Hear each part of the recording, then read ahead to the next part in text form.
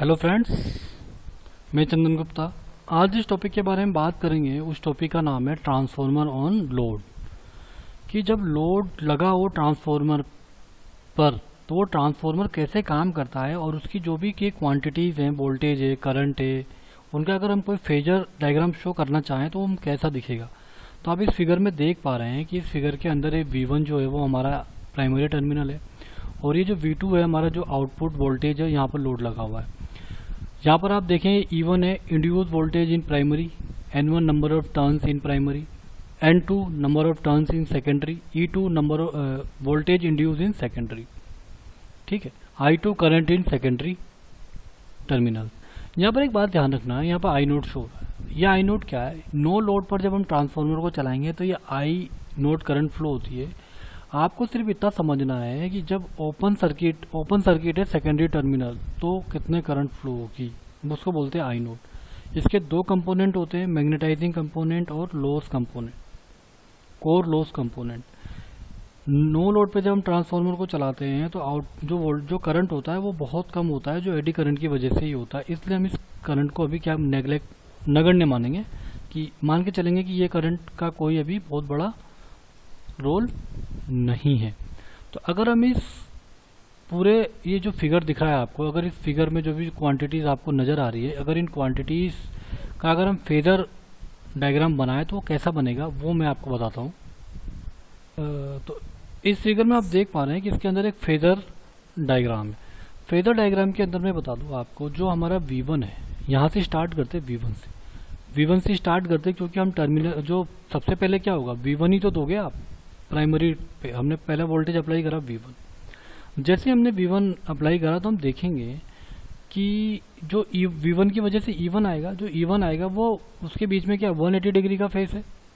ठीक है भाई, 180 डिग्री का ही फेस शिफ्ट होता है, क्योंकि लेंज के नियमानुसार ये हुआ। लेकिन जो E1 और E2 आएगा वो क्या होगा, वो सेम फेज में है, तो हमने इसे सेम फेज में बना दिया। और जो V2 है वो E2 के बराबर ही होगा, डायग्राम में साफ दिख रहा था पिछले, वो हमने इधर बना दिया। अब बात आती है फ्लक्स की। जो फ्लक्स होता है वो E1 से 90 डिग्री के फेस पे हमने बनाया फ्लक्स, फाई सी से डिनोट किया गया है इसके अंदर। ये क्या है, फाई सी।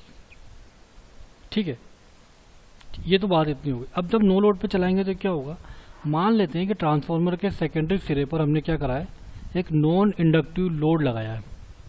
ठीक है, नॉन इंडक्टिव लोड लगाया है। ये हमारा ट्रांसफार्मर है। ट्रांसफार्मर के यहाँ पर ये जो लोड लगा हुआ है क्या है, नॉन इंडक्टिव लोड है, जिसमें कि I2 करंट प्रभावित हो रही है, इसमें I2 करंट प्रभावित हो रही है। यह I2 करंट E2 के साथ इन फेज है, बिल्कुल है। Secondary ampere turns I2 N2 secondary flux उत्पन्न करता है, बिल्कुल करता है। जो नो लोड पर बनी फ्लक्स को डिस्चार्ज करता है, डिस्ट्रीब्यूट करती है, जिससे प्राइमरी में E1 डैश वोल्टेज उत्पन्न होता है। सेकेंडरी का मैग्नेटिक फ्लक्स प्राइमरी में बराबर मान का फ्लक्स उत्पन्न करता है, परंतु विपरीत दिशा में यह प्राइमरी में सप्लाई से प्रभावित होने वाली I1 डैश लोड करंट के कारण पैदा होती है। तो आप देख पाए कि जो E2 है V2 के साथ फेज शिफ्ट में ही होगा, और I2 भी क्या है, इसी के साथ इन फेज में ही होगी, क्योंकि नॉन इंडक्टिव लोड है ना, इसलिए। इस फेजर डायग्राम में हम देख रहे हैं कि जो I1 करंट है, वो I1 करंट को जो इन्होंने निकाला है वो कहाँ से निकाला है, I2 डैश और I नोट। ये I नोट क्या है, ये I नोट क्या है, नो लोड पे करंट, और I2 डैश क्या है, लोड पे करंट। इन दोनों का जो रिजल्टेंट आएगा उसको क्या बोलेंगे हम, प्राइमरी करंट I1। ये हमारी I1 आ गया। अब I1 के अपोजिट साइड में क्या बनाया इसने, I2 करंट। क्यों, क्योंकि ये इसका अपोज ही करेगा ना। लेंज ने यही कहा था, जिसके कारण जो आता है वो हम उसका अपोज करेगा। ये लेंज के नियम के अनुसार ये इसके अपोजिट साइड में आ गया। इसके अंदर एक टर्म इस्तेमाल किया गया है आई नोट। मैं इसके बारे में आपको डिटेल थोड़ा बता देता हूँ कि ये जो करंट है, ये जब हम ट्रांसफार्मर में हमने यहाँ पर क्या लोड लगाया, अगर हम इसमें लोड नहीं लगाते तो नो लोड पे भी कुछ ना कुछ करंट फ्लो होती, तो वो करंट को हम आई नोट से डिनोट किया। इसके दो कंपोनेंट है, आई म्यू और आई डब्ल्यू। आई म्यू क्या है, मैग्नेटाइजिंग कंपोनेंट है ये। ठीक, इसे वोल्टलेस कंपोनेंट भी कहते हैं। ये वोल्टेज V1 से 90 डिग्री लेग करती है, मतलब पीछे होती है, बिल्कुल सही है। यह कोर फ्लक्स को बनाए रखती है, इसमें जो सेल्फ इंड्यूस ईएमएफ E1 उत्पन्न होता है वो V1 वोल्टेज के बराबर ही होता है। बिल्कुल सही है। अब बात करते हैं हम कोर लॉस कंपोनेंट की। इसे हम वोट फुल भी कहते हैं। इसमें कोर में आयरन लॉस बनता है जो एडी करंट और हिस्टेरिसिस लॉस होते हैं। यह कंपोनेंट V1 के इन फेज में होता है, इसलिए इसे एक्टिव कंपोनेंट कहते हैं, क्योंकि V1 के साथ फेज में कौन होता है IW, इसलिए इसको क्या बोलते हैं हम, एक्टिव कंपोनेंट या वोटलेस कंपोनेंट या कोरलेस कंपोनेंट। ठीक है, तो इन दोनों का रिजल्टेंट IW और I म्यू का जो रिजल्टेंट होता है वो I0 होता है, जो कि नो लोड पर ट्रांसफॉर्मर के अंदर करंट फ्लो होती है। ठीक है, और जब हम कोई लोड लगा देंगे सेकेंडरी पे तो करंट फ्लो होगी, उसको हम क्या बोल रहे हैं, I2 बोल रहे हैं। और हमने आपको बात बता दी कि जो I0 होता है वो बहुत कम होता है, इसलिए हम इसको क्या करते हैं, नेग्लेक्ट कर देते हैं जब हम इसको लोड के साथ लगाते हैं। ठीक है, इस फिगर में आप ध्यान से देखिए, जब ट्रांसफॉर्मर को नो लोड पे चलाया जाता है, जब ट्रांसफॉर्मर को नो लोड पे चलाया जाता है तो आप इसमें देखिए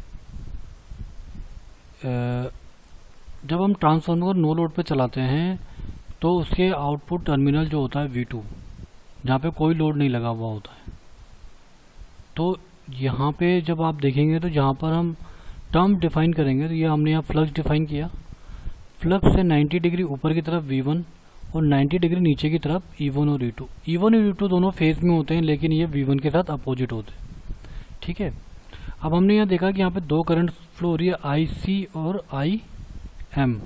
तो M वाले तो मैग्नेटाइजिंग करंट बोलते हैं, इसको IM बोल रहे हैं। जो I म्यू बोल रहे थे ना, उसको मैग्नेटाइजिंग करंट बोल रहे हैं। कोई दिक्कत नहीं है, ये मैग्नेटाइजिंग कंपोनेंट है, या I म्यू भी कह सकते हैं, IM भी कह सकते हैं, जो V1 के साथ 90 डिग्री का फेज शिफ्ट बनाती है।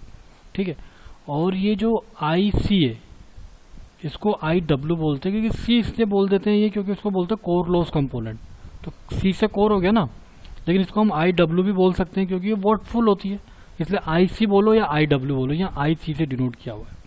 ठीक, ये वो करंट हैं जब ट्रांसफॉर्मर को नो लोड पे चलाया जाता है तब, जब नो लोड पे हम ट्रांसफॉर्मर को चला रहे हैं तब। ठीक है, जब हम ट्रांसफॉर्मर को नो लोड पे चला रहे हैं तो ये I0 करंट फ्लो होती है, वो क्या, इन दोनों का रिजल्टेंट है IC और IM का।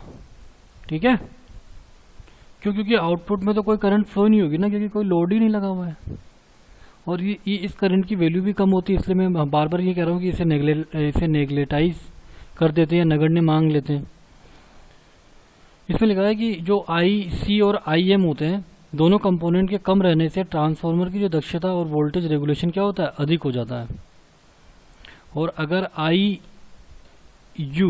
IU की बात करते हैं, मैग्नेटाइजिंग का मतलब IU बोले या IM बोले, इससे कम रहने से क्या होता है, हाई परमेबिलिटी का मैग्नेटिक सर्किट रखा जा सकता है। और IW जिसको हम बोलते हैं वोटलेस करंट या वर्किंग करंट, इसके लिए क्या होता है, इसको कम करने के लिए क्या करते हैं, कम लॉस की स्टील की कोर का प्रयोग किया जाता है, जिससे कि ये इनकी वैल्यूज कम बनी रहे और हमारा ट्रांसफॉर्मर अच्छी इफिशिएंसी के साथ कार्य कर सके।